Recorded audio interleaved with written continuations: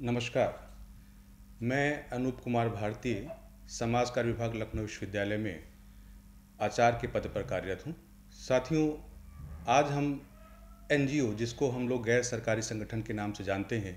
के प्रबंधन में उन्नत रणनीतियों पाठ्यक्रम के अंतर्गत एनजीओ को समर्थन देने के लिए कार्यक्रमों पर चर्चा करेंगे, जिसमें मुख्य रूप से आज का जो विषय है वो बाल कल्याण से संबंधित है। जैसा विदित है कि बच्चे या बालक भविष्य के निर्माता होते हैं और आज के विषय में मुख्य रूप से बाल कल्याण के संबंध में संवैधानिक सुरक्षा से संबंधित जो प्रावधान बालकों के लिए किए गए हैं, राष्ट्रीय बाल नीति,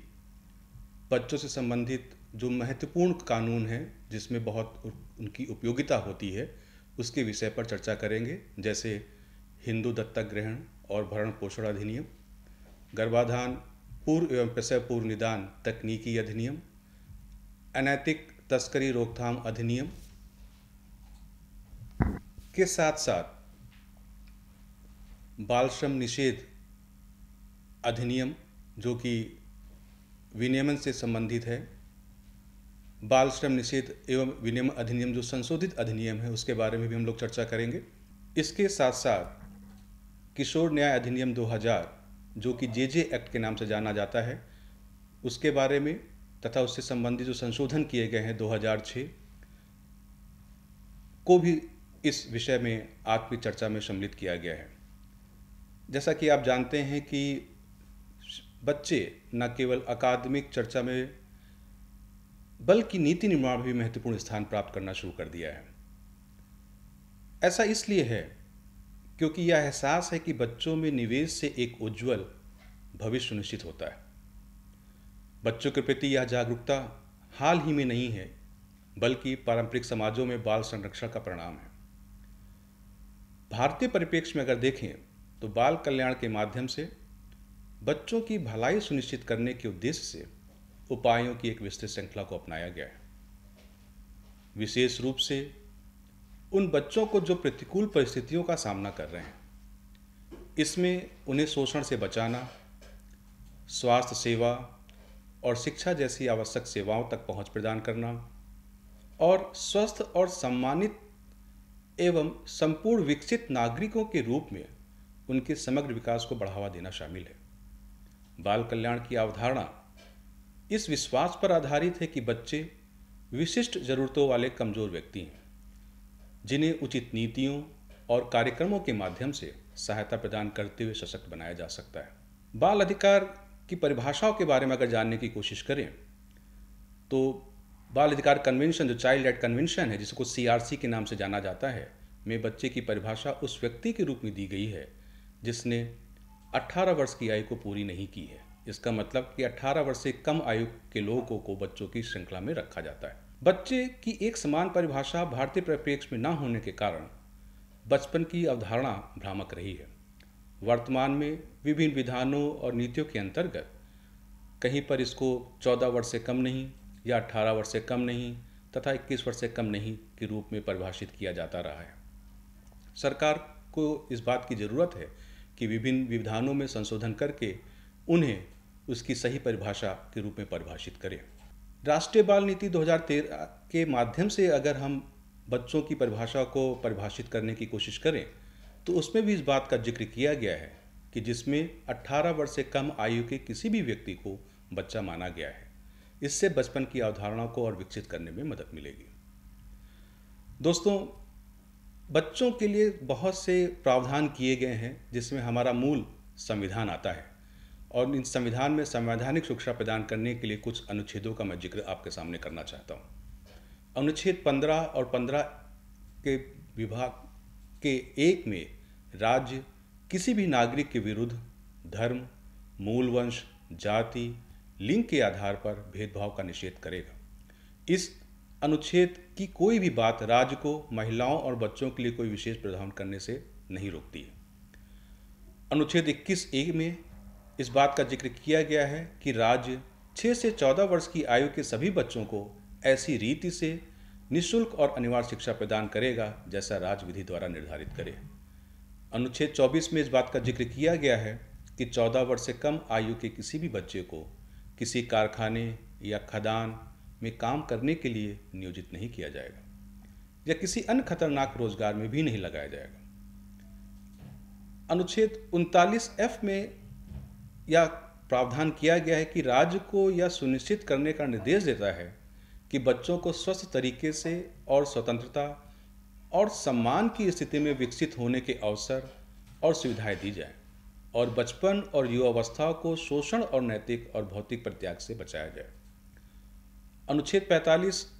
जो कि बहुत महत्वपूर्ण है, जिसमें राज्य सभी बच्चों के लिए 6 वर्ष की आयु पूरी करने तक प्रारंभिक बचपन, देखभाल और शिक्षा प्रदान करने का प्रयास करेगा। अनुच्छेद 243 जी में इस बात का उल्लेख किया गया है कि महिला और बाल विकास के कार्यक्रमों को पंचायत को सौंपने की मांग करके बाल देखभाल के संस्थागतकरण का प्रावधान करता है। इसी क्रम में अगर हम बात करें तो राष्ट्रीय बाल नीति बहुत महत्वपूर्ण हो जाती है। भारत में सन 1974 में सरकार के द्वारा पहली बार राष्ट्रीय बाल नीति का उल्लेख किया गया या उसे बनाया गया। उसके अनुसार राज्य को बच्चों को जन्म से पहले और बाद में तथा विकास की अवधि के दौरान पर्याप्त सेवाएं प्रदान करनी होती है ताकि उनका पूर्ण शारीरिक, मानसिक और सामाजिक विकास सुनिश्चित हो सके। काफ़ी लंबे समय के पश्चात राष्ट्रीय बाल नीति 2013, जिसे दूसरी बाल कल्याण नीति कहा जाता है, इसमें पहली बार परिभाषित किया गया कि बच्चा 18 वर्ष से कम आयु का कोई भी व्यक्ति है और इसमें यह कहा गया कि बचपन जीवन का एक अभिन्न अंग है जिसका अपना मूल्य है और इसके लिए उनके समग्र और सामंजस्यपूर्ण विकास और संरक्षण के लिए दीर्घकालिक, टिकाऊ, बहुक्षेत्रीय, एकीकृत और समावेशी दृष्टिकोण की आवश्यकता है जिससे बच्चों का विकास हो सके। इसके अतिरिक्त जो बच्चों से संबंधित बहुत से महत्वपूर्ण कानून हैं जिसमें मैं पहला जिक्र करना चाहूँगा हिंदू दत्तक ग्रहण और भरण पोषण अधिनियम 1956 का, जिसमें लड़कों और लड़कियों दोनों को गोद लेने और भरण पोषण के लिए कानूनों को संहिताबद्ध करता है और यह घोषणा करता है कि उत्तराधिकार के मामले में बेटों और बेटियों के साथ समान व्यवहार किया जाए, अर्थात किसी प्रकार का विभेद नहीं किया जा सकता है। अधिनियम में यह भी प्रावधान है कि एक महिला अपने अधिकार से खुद के लिए गोद ले सकती है। इस अधिनियम के पारित होने से पहले लड़की को गोद लेना स्वीकार नहीं था और कोई भी मौखिक या दस्तावेजी साक्ष्य तब तक बेकार हो जाता था जब तक गोद लेने वाला परिवार में लड़की को गोद लेने के लिए प्रचलित किसी भी पारिवारिक प्रथा को साबित करने में विफल हो जाता था। अधिनियम की धारा 15 में यह कहा गया है कि दत्तक पिता या माता या अन्य व्यक्ति या गोद लिया गया बच्चा अपनी स्थिति को त्याग नहीं सकता है और अपने जन्म के परिवार में वापस नहीं जा सकता है। गोद लेने की वैधता को रिट याचिका में भी नहीं सुनाया जा सकता। इसी क्रम में अगर हम बात करें हिंदू दत्तक ग्रहण भरण पोषण 1956 में हिंदुओं के बीच गोद लेने और भरण पोषण संबंधी कानूनों को नियंत्रित करता है, जबकि हाल के समय में मूल अधिनियम में महत्वपूर्ण संशोधन उतने नहीं हो पाए हैं, लेकिन इससे संबंधित जो भी विकास हुए हैं, विशेष रूप से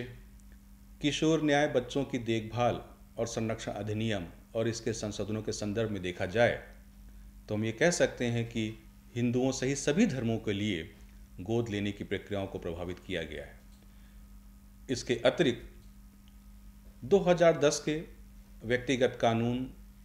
जो कि संशोधित किया गया अधिनियम में महिलाओं को अपने पति की सहमति से गोद लेने की अनुमति दी गई है। इसके अतिरिक्त एक अन्य बहुत महत्वपूर्ण अधिनियम का मैं जिक्र करना चाहूँगा जो कि गर्भाधान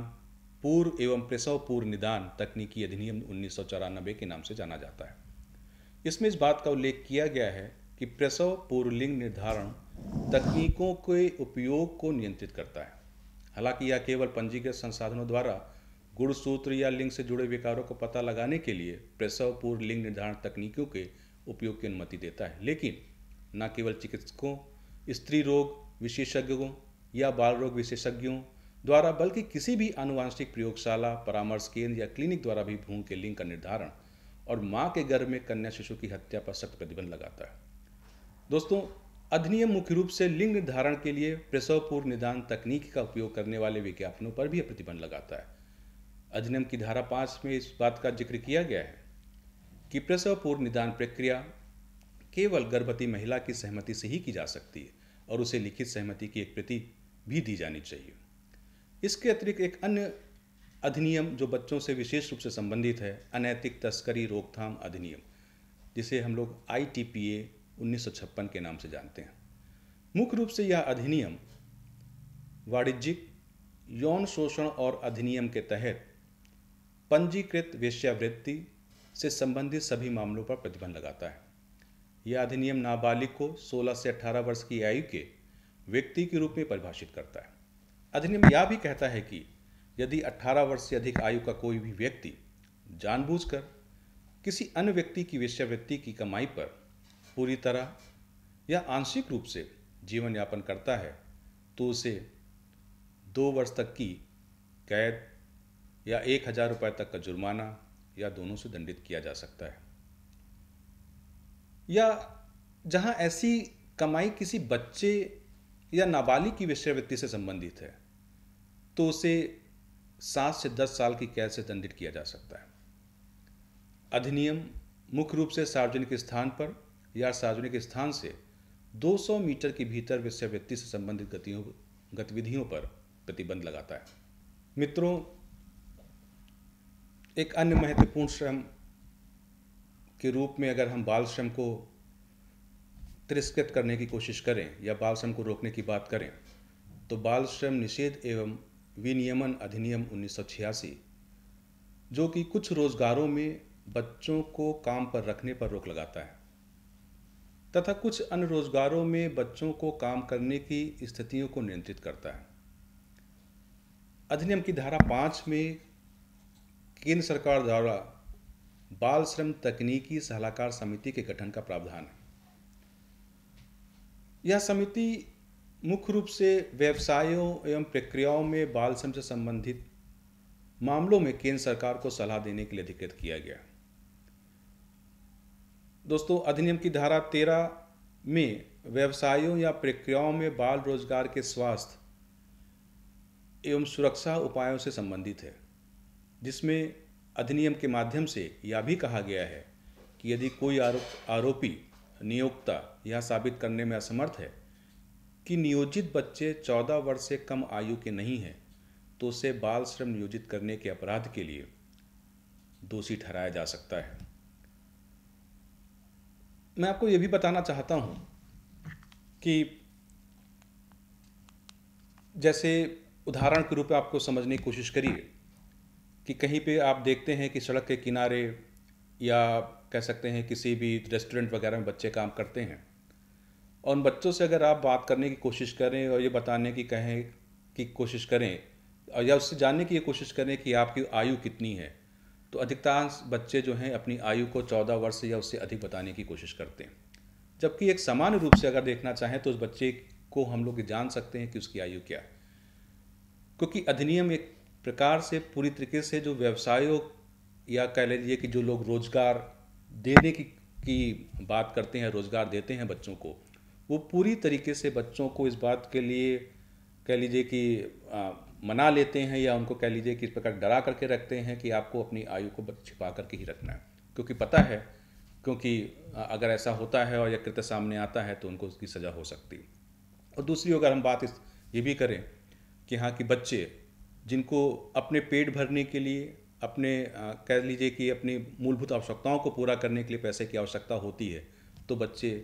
इस प्रकार के काम को अंजाम देने के लिए बाध्य हो जाते हैं।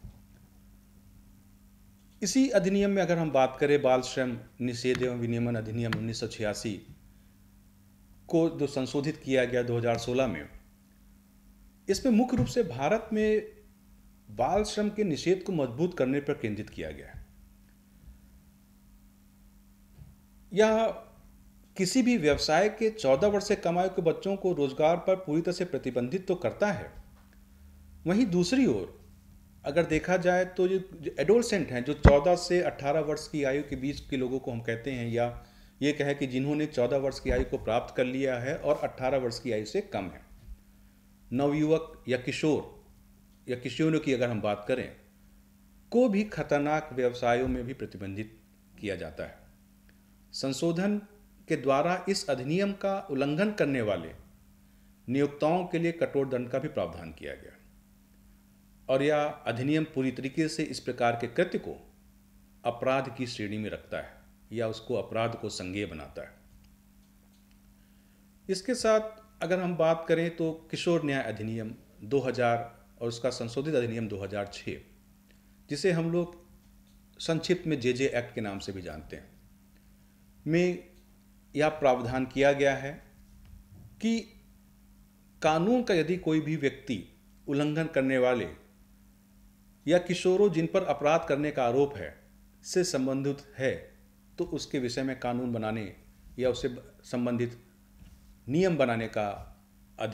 अधिकार देता है। और यह भी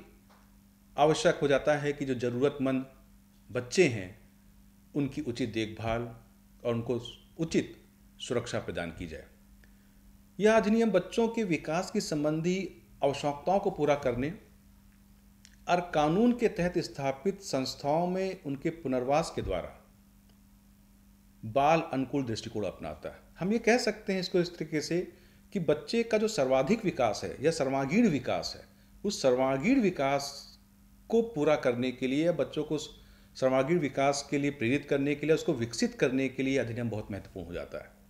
क्योंकि कहीं ना कहीं यह अधिनियम बच्चों के विकास से संबंधित आवश्यकताओं को पूरा कर रहा है। इस अधिनियम में किशोर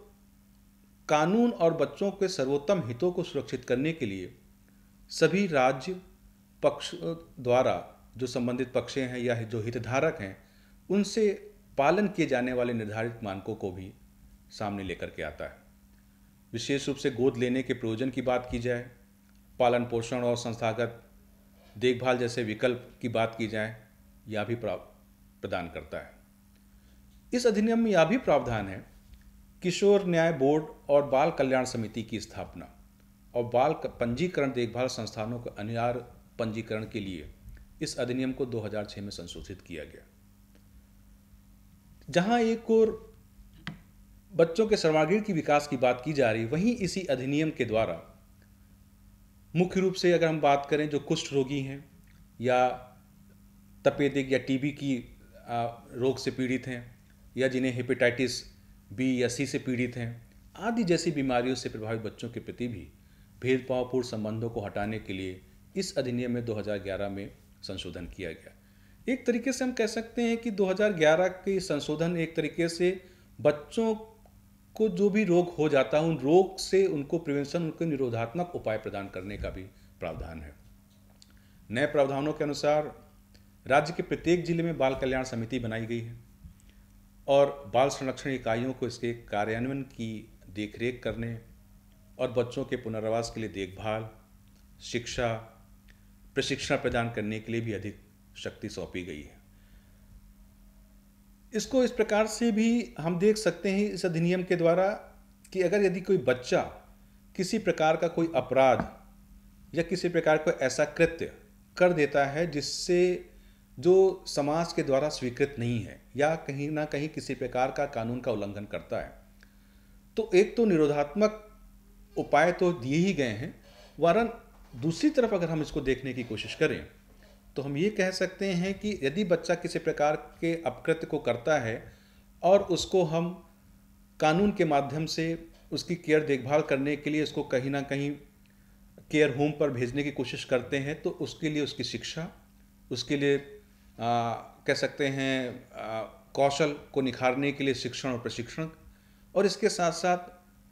ये भी अवसर प्रदान किया जाता है कि वो आसानी से अपना सर्वांगीण विकास कर सके। किशोर न्याय जो बच्चों की देखभाल और संरक्षण संशोधन अधिनियम 2021 है, जिसको 1 सितंबर 2022 को लागू किया गया, इस संशोधन ने भी किशोर न्याय बच्चों की देखभाल और संरक्षण अधिनियम 2015 में परिवर्तन करते हुए यह मजिस्ट्रेट को अधिकार प्रदान किया गया कि जिसमें जिला मजिस्ट्रेट को गोद लेने के आदेश जारी करने का अधिकार दिया गया और यह भी अधिकार प्रदान किया गया कि जो लंबित गोद लेने के मामले हैं या ऐसे केसेस पेंडिंग है उनके पास स्थानांतरित करने की शक्ति भी प्रदान की गई। तो एक तरीके से कह सकते हैं कि जहाँ पर गोद लेने की परंपरा रही है और बच्चों की देखभाल करने की रही है, तो लंबित केसों के मामले में बहुत से बच्चों को अडॉप्ट नहीं किया जा सकता है, तो यह अधिनियम कहीं ना कहीं उनको भी सशक्त करता है। इसके अतिरिक्त अगर हम बात करें, एक बहुत भारत में बड़ी समस्या रही है बाल विवाह की। आप जैसा जानते हैं कि बच्चे कोमल होते हैं, सुकोमल होते हैं और बच्चों का बाल विवाह कहीं ना कहीं उनके सर्वांगीण विकास में बाधक बनता है और सर्वांगीण विकास में जो बाधक है वो कहीं ना कहीं बच्चों से संबंधित जो भी कानून बनाए गए हैं उनके लिए वो एक तरीके से उपाय प्रदान करता है जिससे कि वो बाधाएं दूर हो सके, बच्चों का सर्वांगीण विकास हो सके। इसी से संबंधित एक अधिनियम है जिसे हम लोग बाल विवाह निषेध अधिनियम 2006 के नाम से जानते हैं। यह अधिनियम 1 अक्टूबर को लागू हुआ। इस अधिनियम की धारा 3 में यह घोषित किया गया या कह सकते हैं कि प्रावधान किया गया, यदि कोई 18 से अधिक आयु का कोई पुरुष बाल विवाह करता है, अर्थात कि 18 से कम आयु की लड़की से विवाह करता है, तो उसे दंडित किया जाएगा। क्योंकि भारतीय परिप्रेक्ष्य में विवाह करने की जो आयु है वो 18 वर्ष लड़कियों के लिए और 21 वर्ष पुरुषों के लिए निर्धारित है, तो कहीं ना कहीं ये कानून का उल्लंघन है। दूसरी ओर बाल विवाह निरोधक अधिनियम के उल्लंघन में यह भी प्रावधान किया गया है कि इस प्रकार के किए गए विवाह गैर कानूनी विवाह कहलाते हैं। इसका मतलब यह है या इसका तात्पर्य यह है कि कानून ऐसे इस प्रकार के विवाह को किसी प्रकार की मान्यता प्रदान नहीं करता है और या विवाह, इस प्रकार का विवाह एक तरीके से अपराध की श्रेणी में आता है। अधिनियम की धारा 5 में उस व्यक्ति को दंडित किया जा सकता है जो बाल विवाह करता है। इसके अतिरिक्त यदि वो बाल विवाह कराने या उसका संचालन करने की भी कोशिश करता है या दूसरी तरफ कहीं यदि उसको निर्देशित करने की कोशिश करता है या इसको गाइड करने की कोशिश कर सकता है या अपने द्वारा किसी दूसरे से भी इस प्रकार के कृत्य को कराता है, तो वो भी दंडित का पात्र है, जब तक कि यह साबित नहीं कर देता है वह पुरुष कि उसके सर्वोत्तम ज्ञान के अनुसार प्रश्नगत विवाह बाल विवाह नहीं था। अगर वो साबित नहीं कर पाता है तो दंड का पात्र होगा, और अगर यह साबित कर देता है कि हाँ कि जो उसके द्वारा किया गया विवाह बाल विवाह नहीं है, तो उसे जो है कानूनी मान्यता कह सकते हैं कि मिल जाती है और वो अपना सामान्य जीवन जी सकता है। इसी अधिनियम में अधिनियम की धारा 6(1) के अनुसार जब बाल विवाह किया जाता है तो ऐसे बच्चों को प्रभार रखने वाला व्यक्ति, चाहे वह गार्डियन हो या अभिभावक हो या माता हो सकती हैं या पिता हो सकते हैं या किसी अन्य क्षमता में किसी भी रूप में, चाहे वह वैध हो या वह अवैध हो सकता है, वह व्यक्ति दंडित किया जा सकता है, जो कि इस अधिनियम के तहत किए गए अपराध दंड संहिता के अंतर्गत 1973 के CRPC के तहत अगर हम बात करें तो ये संज्ञेय अपराध की श्रेणी के अंतर्गत आता है। आप इस चीज़ को अच्छी तरीके से समझ सकते हैं कि बाल विवाह कितना घोर और कह सकते हैं कि अनकृत्य विषय है। यह पूरी तरीके से विशेष रूप से बालिकाओं के लिए अभिशाप हो जाता है, क्योंकि उनका सर्वांगीण विकास नहीं हो पाता है, उनका शरीर इस प्रकार से कह लीजिए कि इस बोझ को सहने के लिए तैयार नहीं हो पाता है जिससे कि वो अपनी आवश्यकताओं को पूरा कर सकें।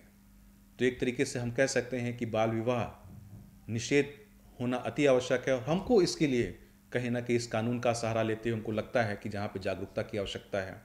लोगों को बताने की आवश्यकता है, चाहे वो हम अपने घर से इसकी शुरुआत करें या पास पड़ोस से इसकी शुरुआत करें या स्कूल कॉलेजेस में जहाँ पर हम पढ़ रहे हैं या पढ़ा रहे हैं वहाँ पर इसकी बात करें, तो ये आवश्यक है कि इस प्रकार से जागरूकता के माध्यम से हम एक अच्छा काम शुरू कर सकते हैं या काम कर सकते हैं। इसके अतिरिक्त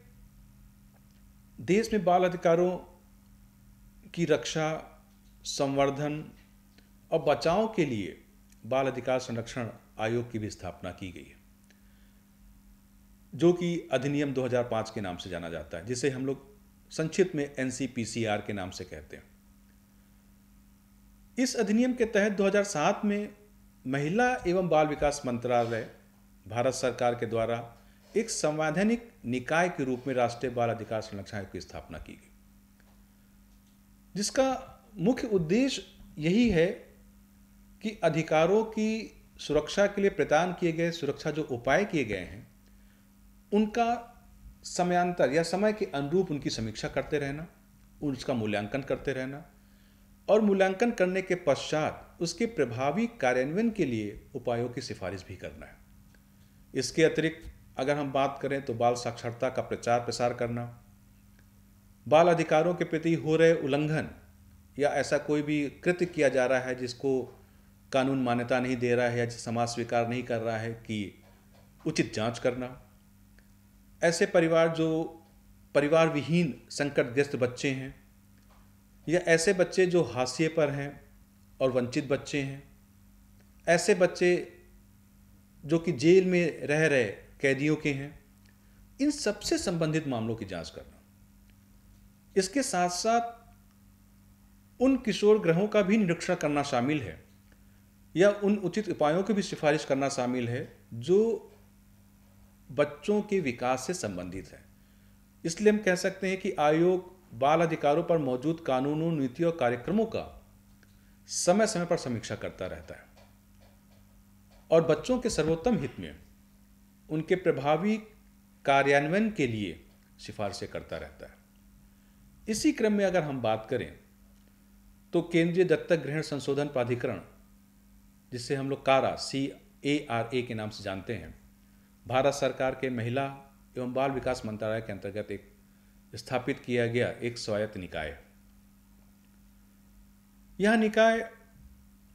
मुख्य रूप से मान्यता प्राप्त जो संस्थाएं हैं या एजेंसी हैं के माध्यम से अनाथ या परित्यक्त किए गए बच्चे या ऐसे बच्चे जो आत्मसमर्पित बच्चों की श्रेणी में रखते हैं कि गोद लेने से संबंधित हैं या ऐसे बच्चे जो अंतर्देशीय दत्तक ग्रहण से संबंधित हैं के कन्वेंशन के आधार पर भी अगर हम बात करें जो 1993 से संबंधित है के प्रावधान के अनुसार कारा को बच्चों के देश के भीतर और अंतर्देशीय गोद लेने से निपटने के लिए केंद्रीय प्राधिकरण के रूप में नामित किया गया है। आप इसको इस प्रकार से समझ सकते हैं कि कारा एक वह निकाय है, यदि कोई विदेश में रहते हुए कोई बच्चा या कोई परिवार या कह सकते हैं कोई गार्डियन अगर कोई बच्चे को गोद लेना चाहता है तो इस निकाय के माध्यम से वो अपना आवेदन कर सकता है या अपनी बात रख सकता है और ये निकाय जो है सब कुछ जांचने परखने के पश्चात या देख सकता है कि हाँ कि जो योग्य माता पिता होने जा रहे हैं वो बच्चे का भरण पोषण कर पाएंगे कि नहीं कर पाएंगे या उस बच्चों की आवश्यकताओं को पूरा कर पाएंगे, तो यह निकाय के माध्यम से उनकी आवश्यकताओं को पूरा किया जा सकता है। आप अच्छी तरीके से जानते हैं कि भारत में 14 नवंबर को बाल दिवस के रूप में मनाया जाता है या इसको बाल दिवस के रूप में स्थापित किया गया है। इसी तरीके से अगर हम बात करें तो अंतर्राष्ट्रीय स्तर पर 20 नवंबर जो अंतर्राष्ट्रीय दिवस के रूप में हम मनाते हैं, उसको मुख्य रूप से उसका प्रयास ही यही है या कह सकते हैं कि उसका आधार ही यही है कि हम एक ऐसा समय रहे हमारे पास जिसमें हम बच्चों के प्रति हम उसको देख सके या समझ सके। भारतीय परिप्रेक्ष्य में अगर हम देखें तो 24 जनवरी को राष्ट्रीय बालिका दिवस के रूप में मनाया जाता है या